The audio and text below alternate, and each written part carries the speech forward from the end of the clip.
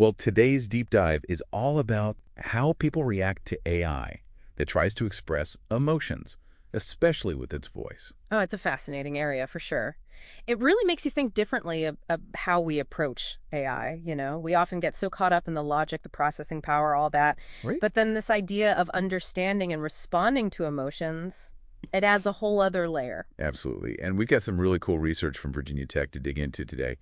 They used two very different robots. NAO, have you heard of it? Yeah, the humanoid one. That's the one, sleek design. And then they had Pleo, which is just this adorable little dinosaur robot. Cute little guy. And they had these robots express a bunch of emotions, joy, anger, even disgust, all using different types of voices too. Yeah. Imagine like a spectrum, right? Okay. A regular human voice on one end, and then that super robotic text-to-speech on the other. Right, right. And then somewhere in between, they had these characterized voices. Interesting. So like a really expressive human voice, maybe even a little theatrical or, a cartoonish dino voice.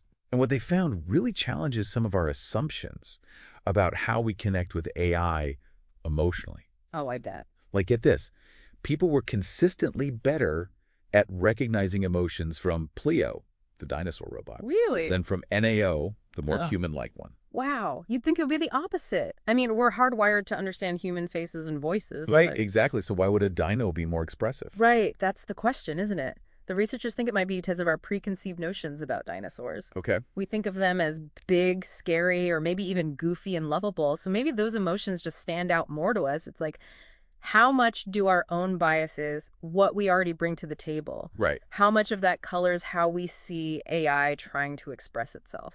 That's so interesting. So it's like we might understand the dino's emotions better, but Yeah. did people actually prefer that really exaggerated, like, dino voice? Well, that's where things get even more interesting. Yeah. And that's like a huge question for AI development going forward, because if we're drawn to these natural sounding voices, are we kind of, I don't know, are we forcing AI into this box of familiarity, even if other approaches might work better? It's like we're projecting our own preferences onto them, even though they're, machines.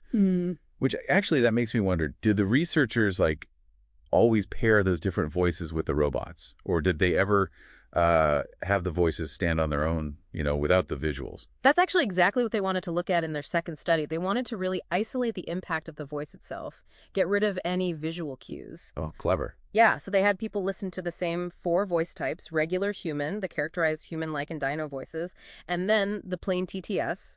But this time, no robots, just the audio. Interesting. So just disembodied voices. Mm-hmm. Kind of like what we're used to with, like, smart speakers and virtual assistants and all that. Exactly. And even without the robots right there in front of them, people were still drawn to that natural-sounding human voice, or rated it as more likable, more trustworthy. Fascinating. Which I think really gets at this deep need we have for connection, even when we know it's a machine. It's true. It's like we can't help but look for that human element. Mm-hmm. But I'm curious, without actually seeing that cute little dino, did people still understand those exaggerated dino voice emotions better? Well, this is where the findings get really interesting. Without Pleo, that advantage the dinosaur-like voice had, completely gone. Yep. Once it was just the audio, people didn't find those exaggerated emotions any easier to recognize. Wow. So it's like seeing Pleo actually, like, primed our brains to hear emotion in those squeaks and growls, even when they were super over the top. It seems like it, yeah. But take away that visual cue, and suddenly our brains are struggling to decode it. Makes you wonder how much visual design plays into all of this, not just the voice itself. It's huge, and it's something that's going to be more and more important as we have more AI voices in our lives, in our homes, our cars, everywhere. The way these devices look, their design, it's all going to influence how we experience and understand AI emotions. Right. It's like setting the stage for an AI performance almost. Exactly. The voice is the actor, but if you don't have the right costumes, the right set design. The message gets lost. Exactly. It's got to be this whole package, where the design and the voice are working together to create this, like, seamless, believable experience. Absolutely. 100%. So we've talked about AI expressing emotions, but this whole, like, visual design thing, it makes me wonder, can AI understand our emotions? Like, in a real conversation going back and forth. Well, that's what's so cool about this last study. It takes it beyond like a one-way street of expression. It looks at how we react to robots when we're actually having a conversation with them. Okay, so how do you even study something like that? Do you just, like, stick people in a room with robots and say, all right, chat it up. Haha, basically. But they did it in a really clever way. They had people read classic fairy tales out loud to the robots. Fairy tales. Interesting choice. Yeah, like The Three Little Pigs, The Boy Who Cried Wolf, that kind of thing. Huh. Kind of wholesome, actually. Right, but it makes sense when you think about it. Fairy tales have this really clear range of emotions. You've got joy, fear, surprise. It's all there, ready to be tapped into. Clever. So as people were reading, did the robot, like, chime in with comments and stuff? Exactly. At certain points in the story, the robots would make a comment. Sometimes it was neutral, just an observation, but other times it was designed to convey an emotion connected to what was happening in the story. Okay, I see. So, like, if the big bad wolf was about to blow the house down, the robot might say something like, uh-oh, look out, in a scared voice. Yeah, exactly. And they use those same 4 voice types to see how those subtle differences in how the emotion was expressed, how those affected things. Got it, got it. So it's not just about whether the robot conveyed the right emotion, but how it actually made people feel about the robot. Like, did they seem more trustworthy, maybe even likable? Exactly. And the results pretty much lined up with the other studies. Even in a more conversational setting like this, people still strongly preferred the robots with the natural-sounding human voices. Thought they were more likable, more trustworthy, even more attractive. It's amazing how much a voice can influence our perception, Totally. It's like, even though we know it's just an algorithm, we can't help but sort of anthropomorphize. But what about the robots with those exaggerated, like, character voices? Was there ever a time when those were seen as a positive thing?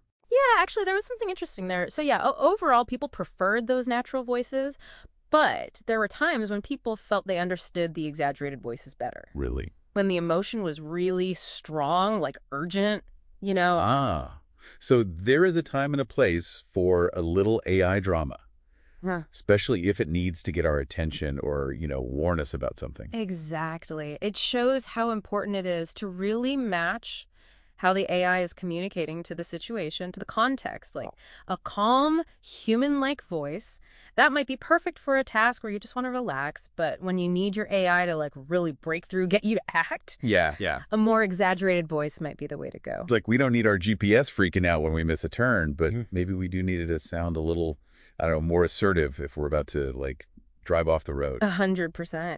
And it really highlights this need for AI voices to not only be expressive, but like smart about it. They need to be contextually appropriate. They need to get the message across, Yeah. but in a way that makes sense for what users want and expect. So where does all this leave us? What does this research tell us about, the big picture of AI, especially as it becomes more and more a part of our everyday lives? I think it shows us that we're not just building technology here, we're shaping how humans and machines are going to relate to each other. It's a pretty big deal. Yeah, it is. The way AI talks to us, the emotions it shows, even the way these devices look, it all matters. It all plays a part in how we see AI and whether we accept it, into our lives. That's a lot of responsibility, honestly. It's not just about picking a voice assistant anywhere. It's about choosing what kind of relationship we want to have with AI in general. And that's such a powerful thing to think about. As we move into this world that's only going to have more and more AI, we have a real chance to build these technologies in a way that makes our lives better, that builds trust. We can create AI that doesn't just compute, but connects with us, on a human level. I love that. So to everyone listening, next time you're talking to your AI, whatever it might be, take a second and really listen. What emotions are you picking up on? What kind of personality is coming through? Because honestly, what you hear, it just might give you a glimpse into the future you want to build with AI. This has been an amazing deep dive. Until next time, keep those questions coming, stay curious, and let's all work towards a future where tech doesn't just talk to our heads, but speaks to our hearts too.